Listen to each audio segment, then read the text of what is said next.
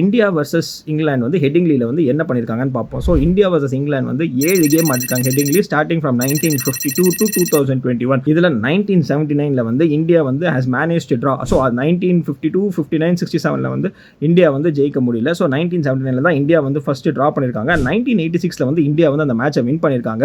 Thanks to ராஜர் பின்னி 5 for 40 அடிச்சிருக்காரு இங்கிலாண்டோட. So 2002 வந்து நம்ம பிக் 3 காம்போ யாருன்னா நம்ம சச்சின் சார், டிராவிட் அண்ட் சௌரவ் கங்குலி 3 பேருமே செஞ்சுரி அடிச்சுட்டு அனில் கும்ப்ளே வந்து ஒரு 5 for எடுத்துட்டு அந்த கேம் வந்து கன்வின்சிங்காக வந்து வின் பண்ணியிருப்பாங்க. ரைட், அதுக்கப்புறம் ஒரு 20 years கட்டு 2021, அதாவது போன டைம் இந்தியா டவர் பண்ணும்போது ஹெட்டிங்லியில் ஆடி இருக்கும். இந்தியா ஃபர்ஸ்ட் இன்னிங்ஸில் பார்த்தீங்கன்னா 78 பண்டில் ஆயிடுவாங்க.